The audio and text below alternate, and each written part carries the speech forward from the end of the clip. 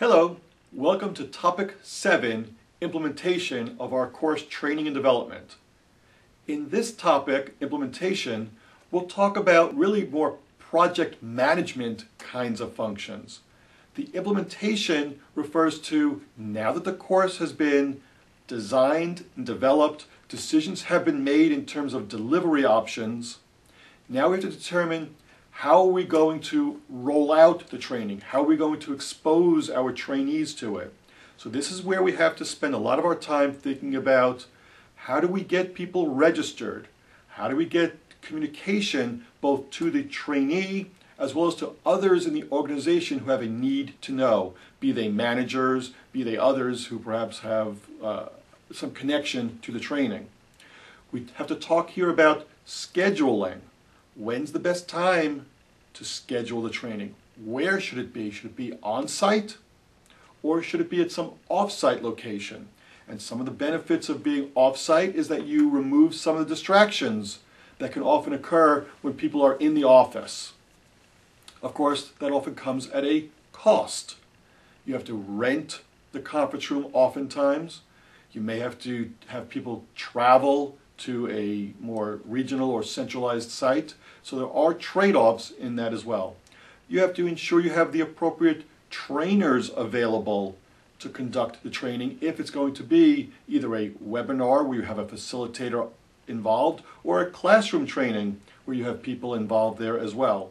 So there are certain concerns and considerations depending on the decisions made for delivery options as to how the rollout of training will occur. Can it be staggered? Does everyone have to be exposed to it all at once? A whole lot of decisions go into that. Of course, there are also the expense or cost concerns.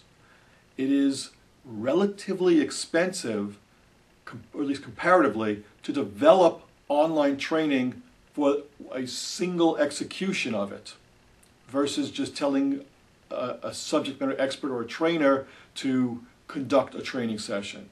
However, over time, with multiple viewings, readings of the self-paced, computerized delivery of training, that becomes a whole lot less expensive because most of the costs are front-loaded. Whereas to send a trainer out requires each session there be cost involved in travel, in their time and energy and effort. So it's important to realize, is the training material going to be used and reused? Is it stable or is it constantly changing?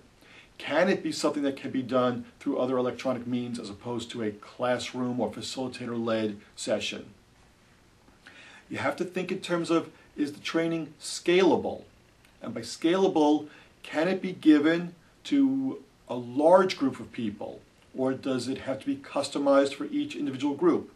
Depending on the training need in the company, there could be language issues. If it's a global training initiative, does it have to be translated into the local language, or can a single language suffice where all trainees are fluent in that particular language? Are there cultural issues that need to be addressed? Depending on the training, and sales is one of those areas where this is foremost, there could be certain things that are acceptable in a negotiation in Canada, in the United States, but that may not be acceptable in certain Asian countries in terms of the dynamic of how they interact with each other.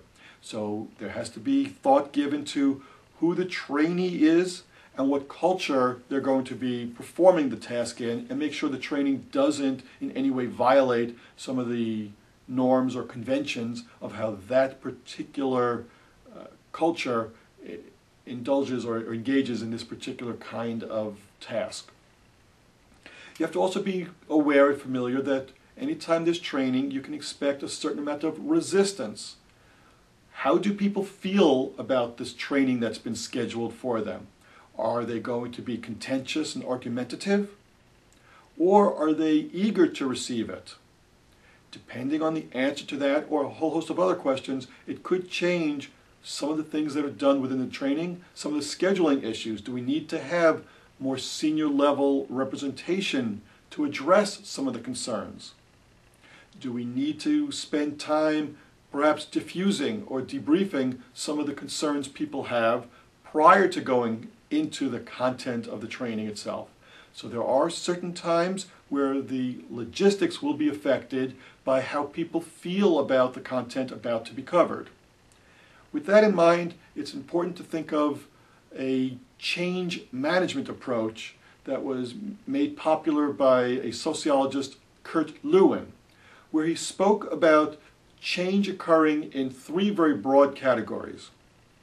The first one was unfreezing, and that means getting people ready to make the change, getting them to be prepared for whatever is to come. The second stage is the movement. This is where people are in transition.